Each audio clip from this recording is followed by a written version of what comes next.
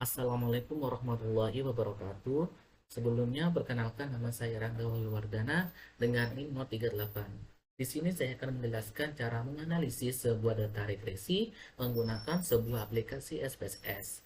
Nah, di sini saya telah menyiapkan sebuah data terkait data regresi yaitu hubungan ambisi kepemimpinan dan motivasi terhadap kepuasan belajar mahasiswa kelas B Agribisnis angkatan 2022.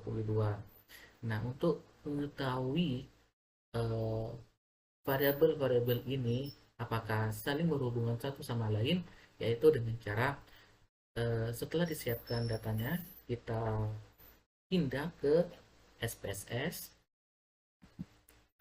Kita pindah ke SPSS, setelah itu kita ubah nama ini sesuai dengan data yang dimiliki.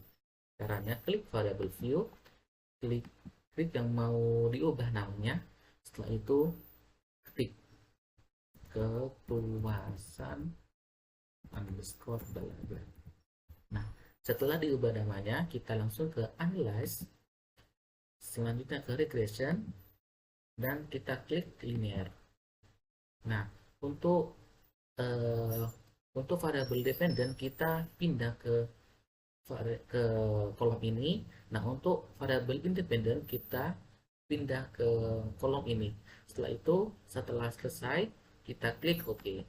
Nah, akan muncul tabel-tabel sebagai berikut.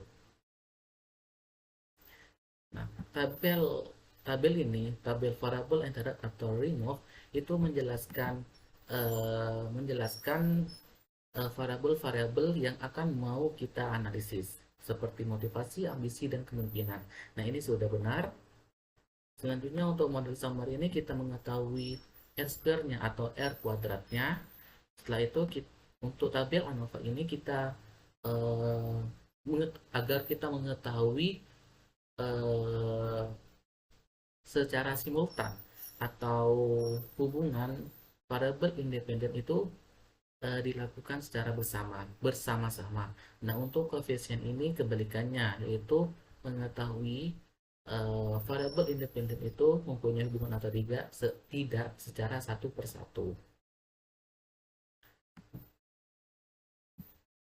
Nah, untuk variabel ini sudah jelas tadi. Nah, untuk tabel model summary ini, untuk mengetahui R square-nya adalah kita ketahui terlebih dahulu untuk R square-nya ini digunakan apabila variabel independennya itu kurang dari 2, yaitu satu atau 2. Nah, bisa menggunakan R square. Nah, untuk variabel independennya itu lebih dari 2 itu menggunakan adjusted R square.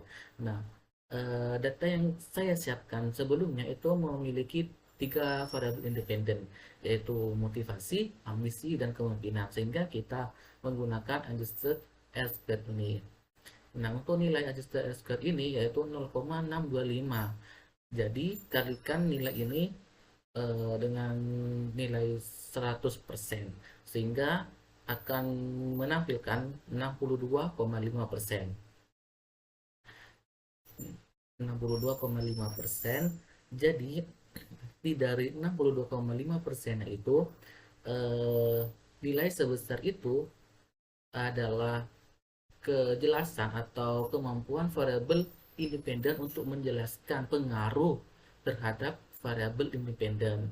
Nah, untuk sisanya yaitu 37,5%.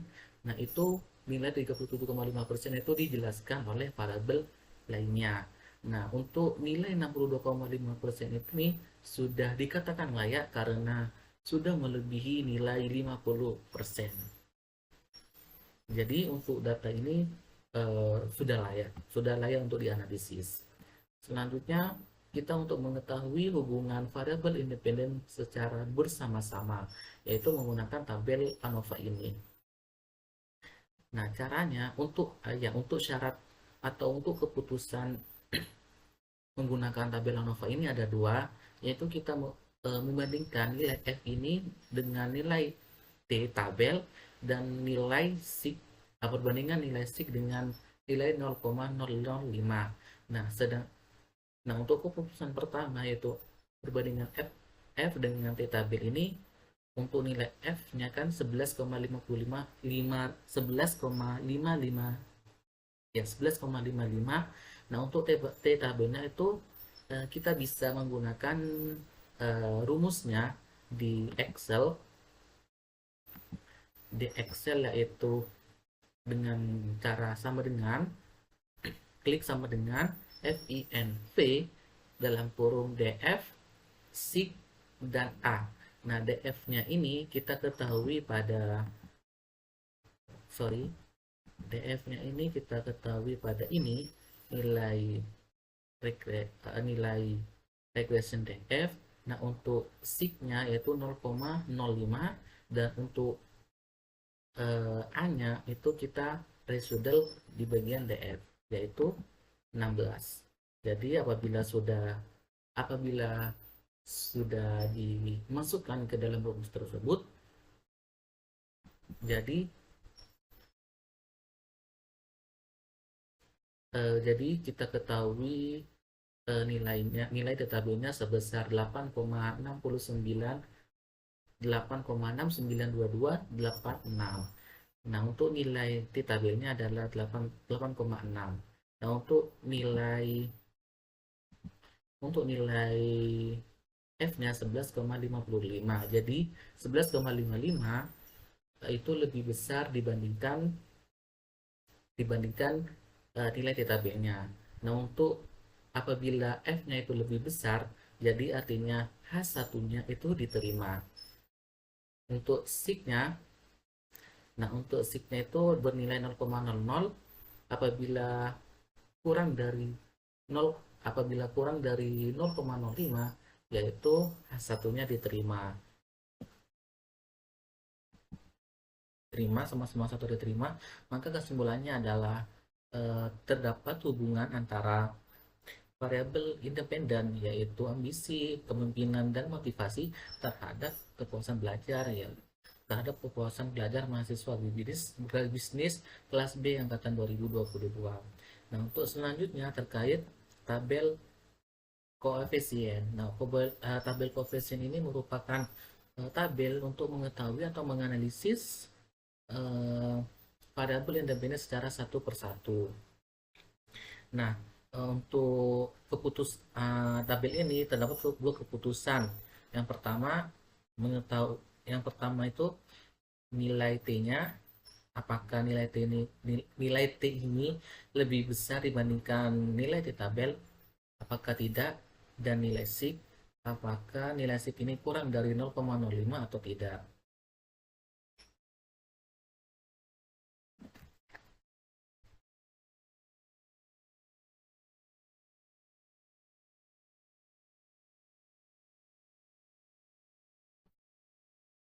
Untuk yang ambisi terlebih dahulu, untuk ambisi ini nilai T-nya adalah 1,283.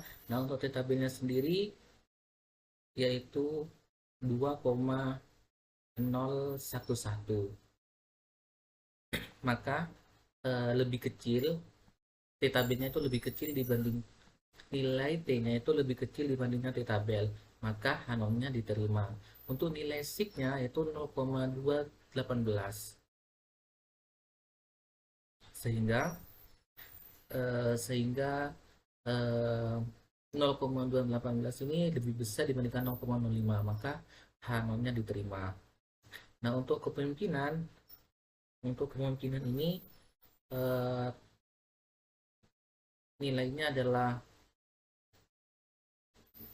2,117, dan untuk T tabelnya yaitu 2,011, maka lebih besar, sehingga H1-nya diterima.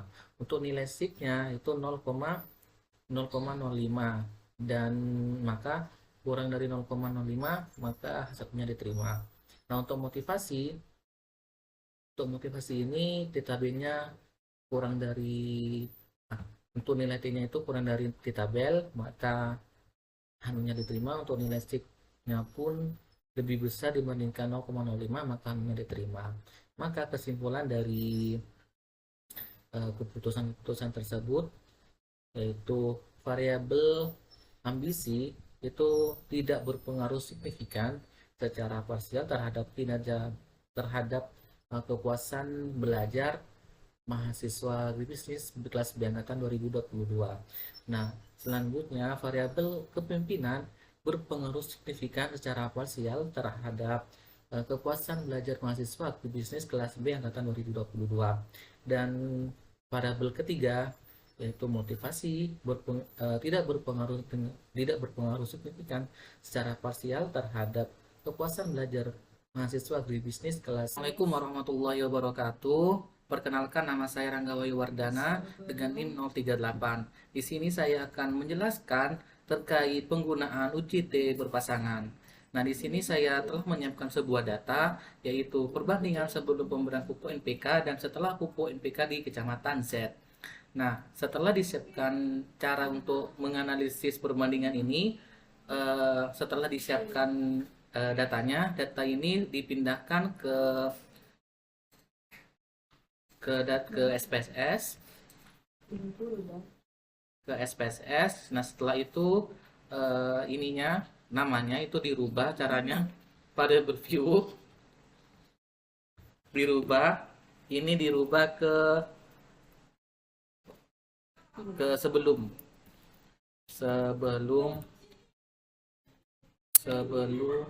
NPK dan setelah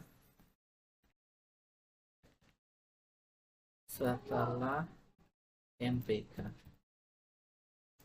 Nah, setelah dirubah, kita menganalisis data ini. Caranya klik analyze, setelah itu complements dan paired sample test. Nah, setelah itu variabel ini dipindahkan ke variabel 1 dan setelahnya ke variabel 2. Nah, setelah itu klik OK. Nah, akan muncul di SPSS ini beberapa tabel, yaitu 3 tabel. Nah, berdasarkan hasil analisis ini dapat diketahui bahwa nilai T hitung adalah sebesar 34,426 dengan nilai signifikan 0,000. Dalam keputusan UJT berpasangan ini ada dua, yaitu bila nilai T hitung lebih kecil daripada tabel T, maka H0-nya diterima. Bila nilai hitung lebih besar daripada T tabel, maka H1-nya diterima. Nah, untuk keputusan 2, apabila nilai SIK lebih besar daripada 0,05, maka H0-nya diterima. Dan bila nilai SIK lebih kecil dari 0,05, maka H1-nya diterima. Nah, untuk di tabel ini nilai T-nya adalah 34,426. Nah, 34,426 itu untuk keputusan pertama, yaitu nilai T. Nah, nilai T-nya sini bernilai 34,426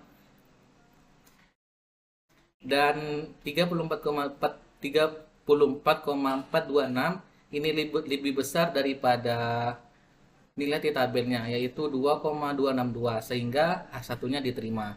Nah, untuk nilai SIK-nya di sini bernilai 0,00, di mana 0,00 ini lebih kecil daripada 0,05, sehingga H1-nya diterima. Maka berdasarkan pengambilan keputusan 1 diketahui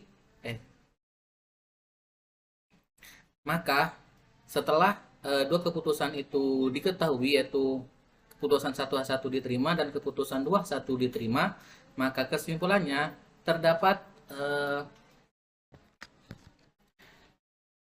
perbedaan signifikan dari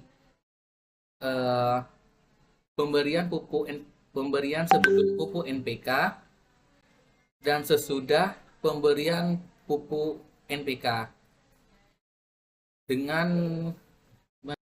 sehingga dengan menarik kesimpulan terdapat perbedaan signifikan dari pemberian hasil produksi dari sebelum pemberian pupuk NPK dan setelah pemberian pupuk NPK, dengan diterbukti secara signifikan pemberian pupuk NPK itu meningkatkan hasil produksi di beberapa desa di Kecamatan Z.